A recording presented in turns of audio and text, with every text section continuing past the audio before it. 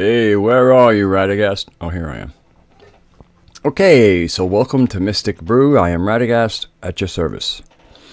So what am I going to call this? I'm going to call this, Can You Smell the Fear?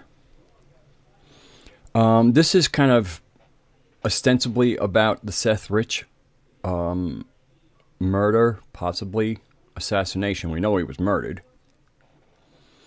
And the reason I won't put it in the title is because actually, to me, it's a broader topic. And Seth Rich is getting overkill, and it's just there. I just want to talk generally about things. But anyway, I got a nice little write up here, okay? And then I'm gonna kind of end, on a little spiritual note. So when I ask, okay, and can you smell the fear? I guess I'm gonna, this has a lot to do with the deep state, the organized, no party affiliation per se. But of course, the two parties are like two crime families. So they have slightly different interests, but basically it's kind of like how they pander to their quote unquote base. But basically they're a criminal nexus, and that's what, to me, the DNC I have now as the Democratic nexus of crime. And so it's the Democratic nexus of crime. It's not like it's the nexus of all crime in Washington, D.C., and D.C. stands for the District of Criminals. So, part of the problem, I think, also with some of these stories, and what looks like to be real journalism and news breaking out, is that good people, regular people, cannot imagine that these smiling faces who they see on the talk shows and everything else could be like really, really evil people. Now, I usually reserve the word evil only for the actions that people do, because until somebody does something evil, there's no evil in our world. It's very simple. And, people might be entertaining evil thoughts, but if they don't do evil things, then they're allowed to entertain evil thoughts. Matter of fact, part of the process of becoming whole is that you're exposed to all of the incoming, and some of the incoming is unsavory.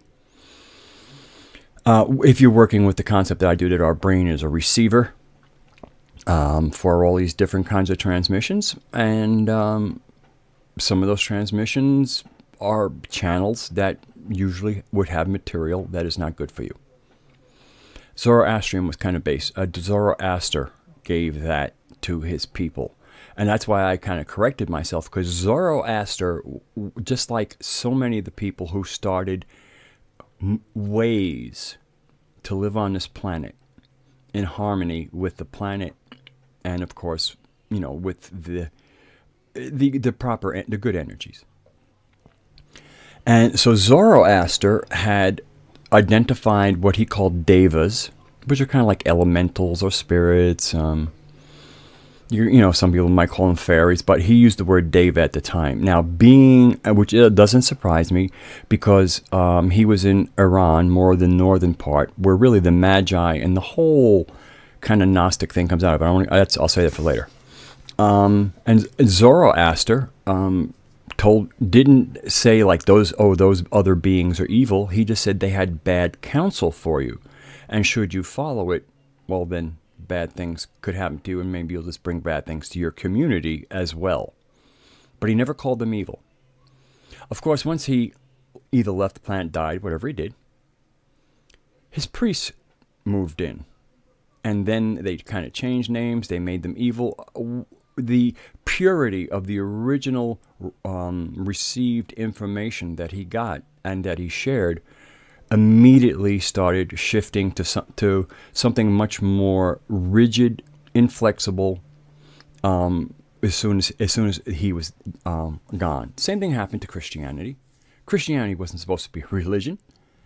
It wasn't a new religion. It was a new testament. It was kind of like in response to the Old Testament.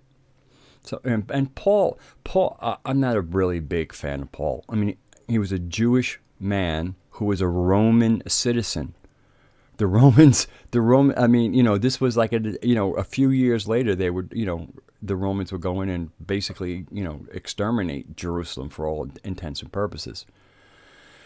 So he was, to me, he's very, very suspicious as far as his motives. But I can't knock his brilliance. But he was kind of like into this. He kind of was also saying that in other words, what Jesus delivered was the new Torah, or replaced the Torah, because Torah means law, and Jesus didn't come with laws; he came with ways. He came with ways for us to behave on this planet. Remember, there's a big difference between ways, or the Tao, and the law, the Torah. And Torah's, I mean, look, it was revealed to the Jewish people. That's their piece. That's for them. Okay, so good people cannot fathom the absolute evil of some of the people that they, like I said, that they see smiling. These people don't look evil to them. I mean, once you start to know what that look is, they look fairly evil to me. But they really cannot work with the people that are running their government are as dark, evil, and criminal as they are. They can't. I mean, it would shatter them. So I understand why some of the revelations that look really apparent, and of course, if you're only going to the mainstream media, they are the biggest part of what covering up of whatever is behind Seth Rich's murder. I mean, between the fact that he had been operated on, it was not considered a fatal wound, and that he was put in a room and was recovering, and then all of a sudden some police and other types came in, sealed off the room, even for visiting doctors, and later that day or the next day he was pronounced dead. And the doctor who attended him has released something. I don't think you're going to see it on the fake stream news, but it's all over the web, and of course this is why they're so freaked out about what's on the web. They cannot control it, and so for them the truth is like a dragon to fear. So the only person on mainstream news, I don't know why I call it mainstream, but the only one is Sean Hannity. And now he has backed off.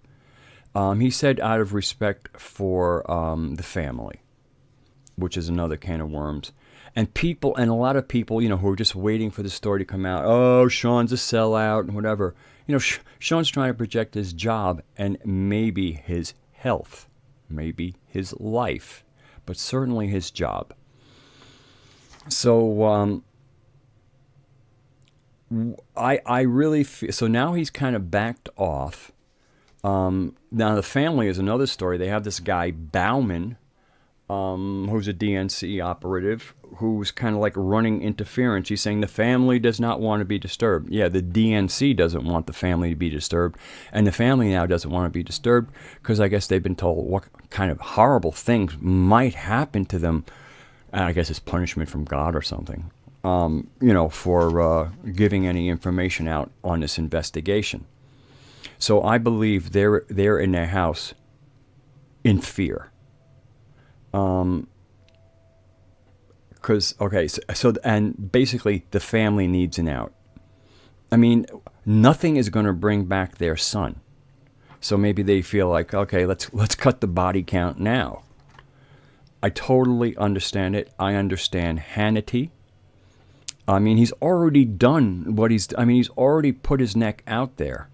So now it'll be picked up again by the web. And there are some amazing journalists out there. There's one lady, I guess, used to work for the Chicago Tribune. I can't remember her last name. I think it begins with a C. She's got a couple. I saw something of hers last night.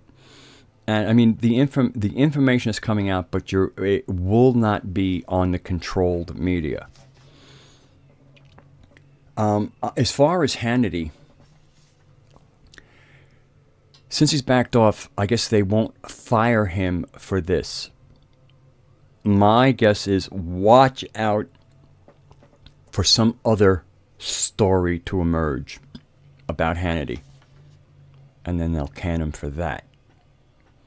I didn't say they're going to do it, but let's watch out for it together. And then, of course, the other, Fox also has a problem. They were the most watched of all of the things. I mean, MSNBC's ratings were in the toilet, but MSNBC, I guess, is, CNN obviously is right there, but MSNBC has just really has what I would call a 24/7 all-you-can-eat buffet of Donald Trump hate. And hate's a kind of funny thing, an odd thing. Hate needs to be fed. It can't feed itself. It's an ugly emotion. It comes from parasitical beings that always have to catch their meal from somewhere else. They can't feed off of source. Where am I going with this? So hate needs to be fed, and so places like MSNBC understand that hunger. And they're glad to serve it as much as you can eat. This is an all-you-can-eat buffet of Trump hate. So their ratings are rising because the hate's a little bit is on the rise. And I guess I'll throw in this little thing there. I guess it's just saying, it says, "Who the gods would destroy, they first make mad." And the whole Russia did it narrative is insanity. And that's one of the reasons why this Seth Rich story, besides the fact of the bombshell that it represents, it also is the reason why the emails got out. He leaked them. An English ambassador had said he went to a park and had a USB stick given to him with the information. He was really clear. It was leaked, not hacked. So the hacking story is total bullshit. I mean, really credible people who all they want to do is just set the story straight. It's not about what's in the emails. That's the more important story, what's in those emails. But he's really clear. They were leaked by a disgruntled employee, and he said that. Somebody who was sick with the way they were doing things and also the way they screwed Bernie Sanders probably out of the nomination, in which case there would be no Trump hate, because Bernie Sanders probably would have won. So there's that connection, and of course, if this story gets out and more people see it, then they realize it was a leak, and the leak was considered so deadly, it was deadly for the person who leaked it. And it kills the Russian narrative story. There is no there. I mean, recently, who was it? Dianne Feinstein said, "No, we don't have any evidence." Clapper said, "No. I mean, one after the other. I mean, even Maxi Pad Waters had, who was, he needs to be impeached. And they asked, "Well, do you have any evidence?" "No, we don't have any evidence yet." This has been going on for months. Now we're talking about an intelligence service that has access to everything. Why is there no evidence? Because they don't have any access to it. Because it doesn't exist. That's why they can't find it. That's why they can't produce it. So they're just relying on the gullibility of a good portion of the American population to keep on saying it. As everybody knows, I think it was Goebbels said, if you tell a lie big enough and often enough, it becomes the truth. And that's a maxim of news, and it has been for a long time. It's just really, really gotten bad. I mean, it's like, they used to kind of give you a side serving of shit. Now it's the main. Now it's the entree. So MSNBC is doing really well in the ratings, serving up helping of hate. Yeah. So Bauman is handling the riches. I think he's practically living with them. Okay, so and then we find out today. I read it on Zero Hedge. Deborah. There's a video of Debbie Wasserman Schultz threatening police for investigating her IT staff crimes. That guy Rod Wheeler, who was a private investigator, had also said that he was told that they were regarding the Seth Rich case, they were told to stand down. Now he's walked back from that. The reason so many people are walking back is because the people that are behind the scenes of this are murderous, and we have a dead body to show how murderous they are. So when you see all these people backing off, in Hannity's case, I think it's more about his job. Very understandable. He's got kids. I mean, and he's already done due diligence. The story has already broke on a major mainstream TV news channel.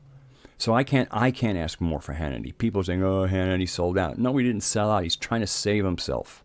Don't be so fucking selfish. The reason you're calling him sellout is because you want him to give you the goods. You have your own little form of hate against the people who hate Donald Trump. And so this is like you take this personally, like he's selling you out. No, he's protecting himself. How much more do you want this man to do for you and your emotional needs for satisfaction? I'm pissed off about it too, but I'm not so selfish that I need him to go down to give me a little emotional fix. I mean, really, it's getting a little... Mike Cernovich covered it, and then I was reading in comments. People don't fucking get it, man. They're so fucking self-absorbed that they don't get it, and they don't understand what they're doing. Oh, no. Oh, I mean, I was reading the comments. I'm a YouTuber, content producer. The last thing I want to do is leave a content scolding people. I'll get a visit, so I mean, I know what to do. I mean, I'll scold people generally, but, And, of course, if it doesn't apply to you, it doesn't apply to you. If it does apply to you, please go to the mirror and take a good look.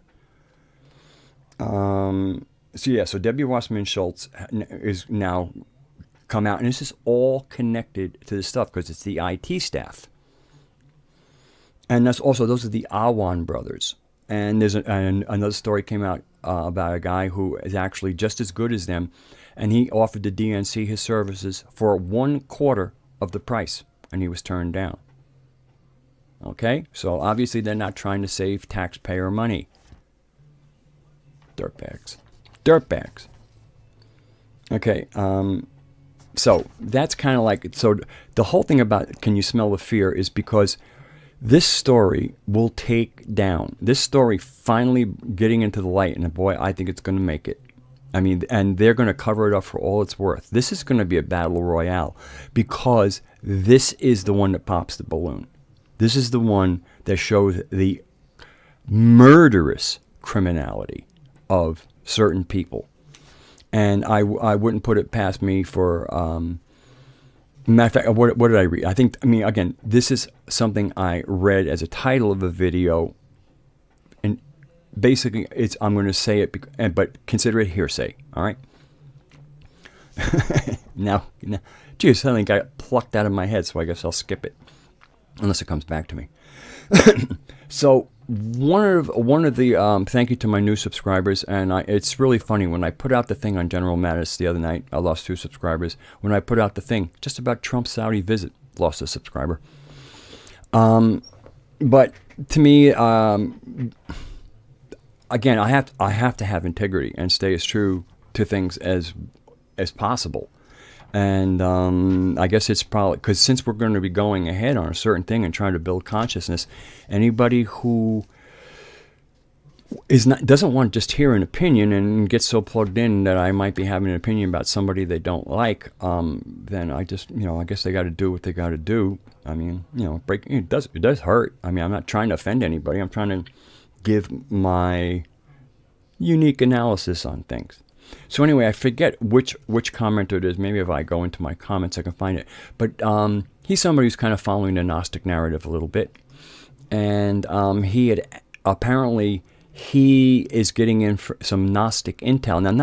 Now, it's about sky watching. Let me stop talking just for a second while I look for that. Mm-hmm. I just want to get the name right because I am responding to somebody. I wonder if it was Arthur Miller. I can't find it because I would have to change a page. So let me come back here. September 23rd. There's a kind of an old Gnostic. I mean, it ended up in the hands of the Gnostics, but it was actually more of the Magi. The Magi, like the three people who visited Jesus when he was born, according to the mythos. And the Magi were from like what is now northern Iran, where Zoroaster came from, and a part of that tradition actually. And but the tradition is maybe older than them, but they kind of are identifying that this goes back to at least 6,000 years, if not 8,000. Because now the word 6, I don't know if this is the thing that bugs me. In other words, somebody might say 6,000 BC, which means you have to add 2. Why can't somebody go 8,000? A lot of that bugs me, and I've said that before. Anyway, so on September 23rd, what's happening in the sky, and these kind of sky watching they do, I mean, there's a form of sky watching that isn't so much astrology as it's using the sky as kind of like the way people might read tarot cards. So on September 23rd, in the constellation of Virgo, and if you were to draw the constellation of Virgo as the people see it, she has a belly. Currently, the planet Jupiter, when you look in the sky into the constellation of Virgo, is in her belly. Apparently, according to the intel I got from the sky, and it's too bad John Lash doesn't do the intel like he used to, unless he does, and I'm missing it. But on September 23rd, Jupiter is emerging from the belly of Virgo. Basically, she's giving birth to Jupiter in a way. So somebody had asked me, what do I think? And it took me a while to get an answer. I mean, I never stopped thinking about it because I realized that, oh, no, there's something going on here. So the first thing is the date. The date is the 23rd. But to me, what's important is the day before it. It's the 22nd. Now, this last atrocity in England, I should cover that too. I'll throw it in there. It won't take long. The atrocity in England happened on the 22nd of May. There's a lot of 22nd things. So with this going on, I'm going, I have a feeling the 22nd is when the fuckery might happen. It's like, the day for fuckery. On the 23rd, here's what I think it might represent. Just small. This is like, Jupiter in many ways represents justice. Okay, I mean, Saturn is rules, but Jupiter is justice, and it's one of the what's called beneficent planets. So in this case, it would be real, justice, like in the old way, justice is blind. You don't try and trap somebody. Real justice. Although I don't like the word justice because in many ways it means punishment, and as anybody who's ever listened to me, I'm not a punisher. I don't believe in punishment. I believe in either learning, quarantining, and of course, dismissal. So Jupiter. So we have So to me, what I'm saying is, we have a long hot summer that'll be filled with oodles of fuckery, and then I think when we kind of come in, I mean, these people are going to be covering up so much. The criminality is just going to rise, because the more they get scared, they'll be a cornered animal. Okay, so there's going to be a lot of bitten hands and jugglers, carotids, and things like that. It's going to be nasty. I know it's going to be nasty. And it could shift from now. The trajectory from where we are now, we're headed for nastiness. So when fall rolls around, I mean, this is 2 days after the beginning of of fall, autumn. So Jupiter emerges. So to me, this represents justice. I'd like to think, and then the other thing is, what else happens on September 21st? The autumnal equinox, is it goes into Libra. What is Libra? The scales of justice. So we have the planet representing kind of, court justice proceedings, at the same time that we're in the sun sign representing justice or the scales. So for me, when I'm looking at who justice would be applied to in a situation, it looks to me like this would be a date for all of this stuff to really pop. I mean, it feels like it's about to pop today. I have a feeling different things, but even if this pops, more comes out, and it's going to get darker and dirtier and more evil, and to the point of unbelievable. The average person will, if things can come out, will not believe it. And then, of course, behind all this, we still have the fact that a good 30% of Congress and Senate might be diddlers of young children. And if that's and that often comes with not just diddling, but sometimes, going into snuff, shall we say. So that's kind of, so what I'm kind of feeling is the fact that it's emerging at 23rd. So what we're in right now is the pregnancy, because it's in the belly. And then at 23rd is the release point for that energy.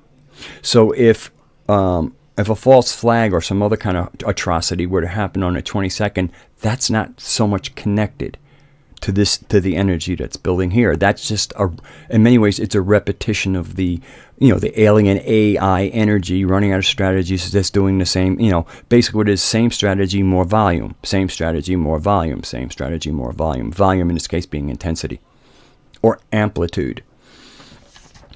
So that's kind of like my take. I'm quite sure I'll get, because I'm not going to let this go, and maybe I'll get more. But for whoever asked that, and I think it might have been Arthur. And then I discovered a new. I'm going to put the link up. The Higher Side Chats. I hope you were aware of the Higher Side Chats. I think his name is Greg Hardwood. I think that's his last name. I think it's Greg and not Craig, but I like him. I subscribe to his channel, and he had a show out probably 2 or 3 days ago. Let's see. Yesterday I binged, so it was 2 days ago. When I watched that with this person they're calling the Pope of Gnosticism, and his name is Miguel Conner, and Conner is spelled with an E-R, C-O-N-N-E-R. He obviously has some Spanish blood.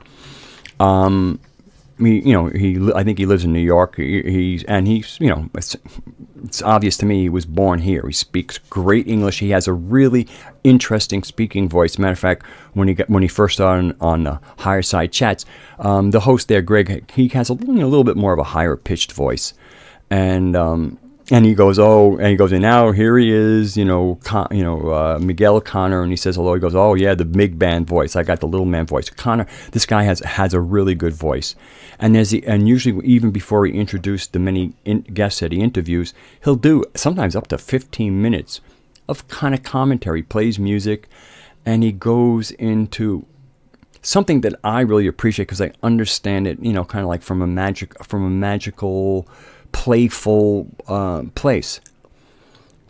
And he says a lot of really interesting things, and he plays little sound bites from movie clips. And it's really, it's a kind of a nice way to warm up. And a lot of times he'll even tell you, he goes, my drivel ends at 15 minutes, because he calls what he does drivel. And sometimes I do skip it because I'm watching multiple videos and I'm trying to cut down a few hours from my viewing time. And but I want to promote this man, Miguel Conner. It's Aeon Bites radio show, I believe. I'm going to put a link to him. An Aeon is what they call Sophia is an Aeon. The Aeons live in the Pleroma, which is the galactic center. An Aeon is, and Sophia is the Aeon that got away. In certain ways. From a Gnostic point of view, or certain Gnostic points of view, Jesus was the Aeon that came to join her to balance out because she needed the male component. But that's kind of later Gnostic tradition. And then, so he got called the Pope of Gnosticism. Now he has many guests who, but for me, I have to say it. I just want to say this. For me, the Pope. For me, that person is John Lash.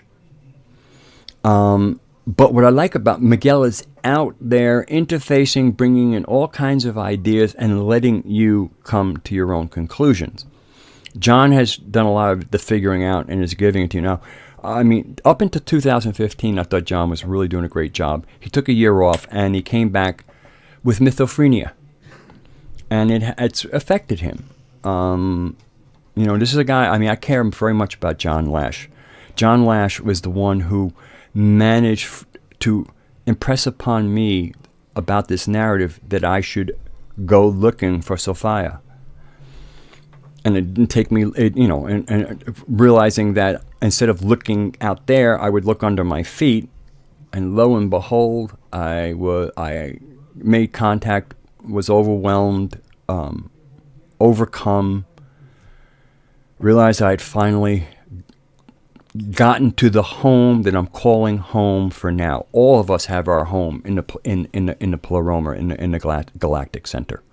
But once Sophia did what she did, there was a change in plans, and so we're going to work with those plans. And I'm here to work with her because her plan is connected to Godhead. I mean, there's in the hierarchy. There's everybody's in agreement here. There's no rebellious daughters and shit like that going on. So I want you, and I'm going to be. I feel the Sophianic narrative is so free to getting us out of the mind parasite that is represented by the people of the book. And so, I mean, I have to admit, when he had the different guests he has on. These are good. Almost everybody he has on has at least one book out. Miguel has a few books out. These are all people who write books.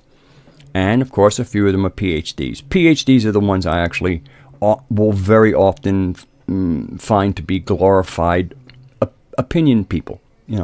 Yes, they have great schooling, but it doesn't, sometimes they speak really well. They speak very scholarly. They have their data. But at every turn, data is data, and then there's the interpretation of data.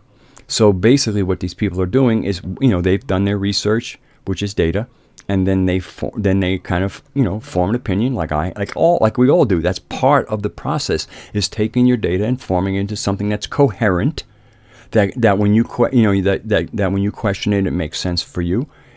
You don't freeze it. It's dynamic. It's waiting to be changed. It probably will change because you're going to know a little more, and it's going to have some effects.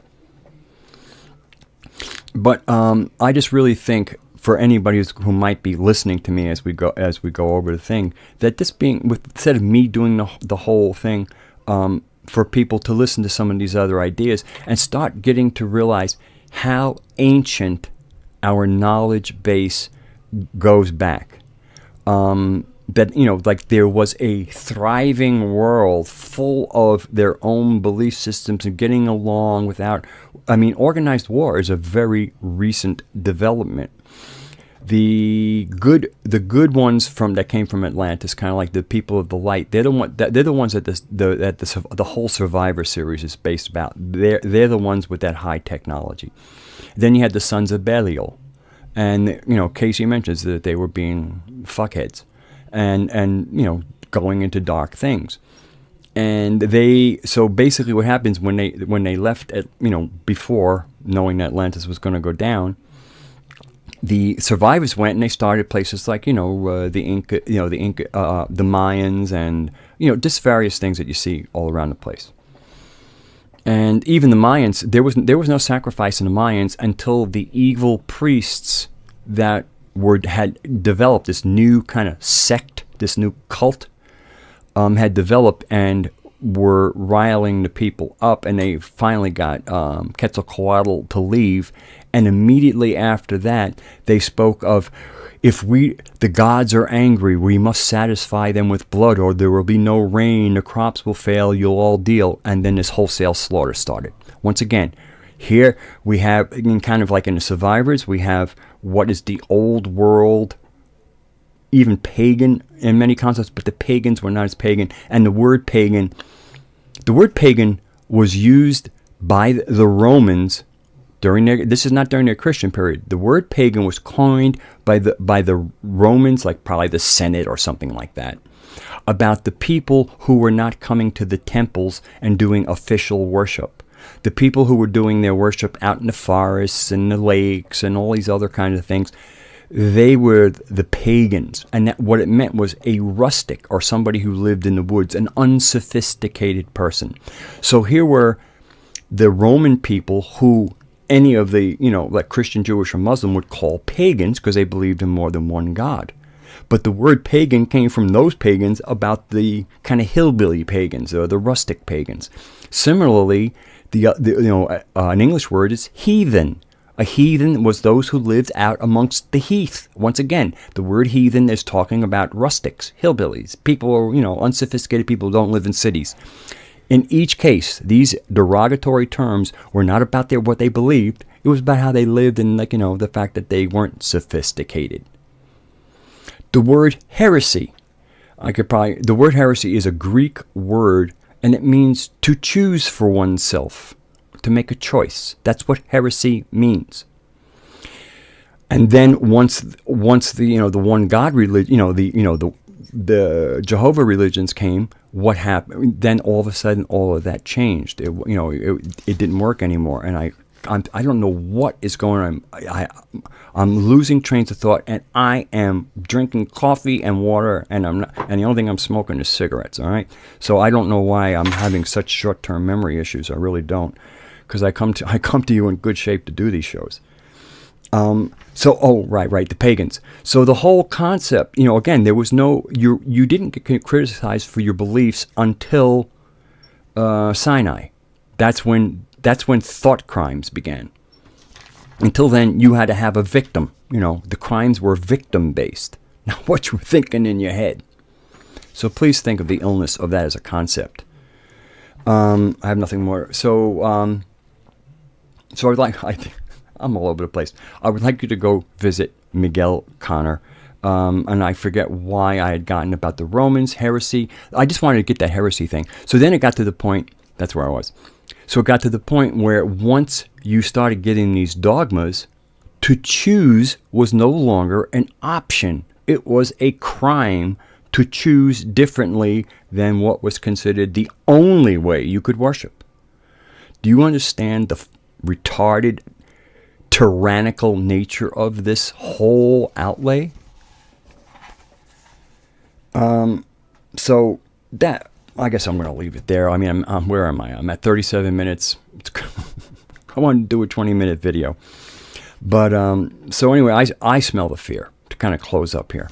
I smell the fear, and I understand where that fear is coming from. And for me, again, in this case, I mean, I'm quite sure Seth Rich's family is feeling some fear. I feel it, but I'm talking about, this is an establishment. The fear is coming from the media, people in Congress, and especially the unelected people, which is what the real deep state is. So that's it for now. And I did my symposium tonight, and usually I'm too washed out, but I realized I was too washed out yesterday. I was binge listening to videos. I think I listened to about 10 hours of videos yesterday, much of them from the AM Bites. It was just really interesting. I don't intend to binge again. I hit a lot of the things. There's a few videos I want to revisit, to listen to for the first time. But it's just really interesting how many of these people with books I find not particularly interesting. But he has a show. So again, it's, Miguel gets these people, they have books, they have names, whatever, and he has them on and they speak. He's a very good listener. He asks good questions. He's a great host. He's a really, really great host, and let people go, and he just asks the questions at the right time. Doesn't talk over people. He really, really is good. He currently has 3 kids. That probably one has special needs, plus a dog. And because his whole YouTube thing is about the Gnostic narrative, he's not particularly popular. I mean, for people who still have that foreign installation and that mind virus, when they hear the narrative, they get a reaction. It's not going to let them just sit there and listen to it. So I can see why he is even though he's been on for like years and years. I was listening to some things that were like back from 2012, 2013. He's been doing this for a good while. I started in 2015.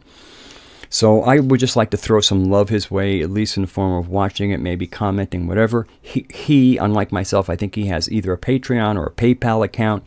I know he's struggling because A, he's unpopular and he does have 3 kids. So since I don't have a PayPal or Patreon, at least not yet, and because I don't think I'm quite ready.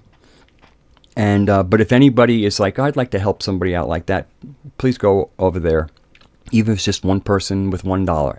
Again, at these times we can all help. And so I'm going to close that up there. Tell you all that I was thinking about the people that I talked to before I did this show. And, thinking about how to say, I love you. And I actually, like in a room, I was looking at myself in the mirror in the bathroom when I had the thought. And I was just, working with that girl. I genuinely love my fellow human beings. And since you're my fellow human beings, I love you very much. And I care about you.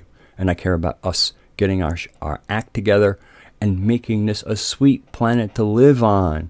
And so, I know there's some of those people out there. I know this is miserable. The Gnostics were screaming about it 2,000 years ago. It's like, this place is going insane. It's no longer contained. It was fine when it was just contained with a little tribe that didn't marry into anybody else. Now it's getting out in the wild. Really, they were losing it. For good cause. The world we're living in now is, Western civilization. And Western civilization carried that mind virus. And of course, the other beautiful thing is, the Gnostics understood all this, and they just wanted a little planetary hygiene. They didn't have any. They just said, regarding Sophia's son, they just said he's insane. You don't want to listen to him. They weren't like he's bad. As a matter of fact, a lot of Gnostics had compassion. They thought, well, if maybe as time progresses, he'll improve. It's just really amazing how much love there is in the Sophianic or Gnostic narrative. Again, they know that this particular being was ill-conceived and would be expected to be a troublemaker. The gods, the Pleroma, everybody knew what was going on, but it was not like, ooh, no. It was just, and this is kind of in many ways almost a cosmic way of thinking, where once again, evil can only be, the only evil we will ever experience in our world is the evil we do to each other. Evil is a non-issue until one of us do it in the world. So it doesn't really matter if there's all kinds of, this is evil, this is evil. If they're in the 4th dimension and all they can do is whisper in your ear, the only way they can be evil in the world is if you do it. So self-responsibility, because it comes with freedom. I love you. Take care of yourself. Stay sane. See you as soon as I can. Bye for now.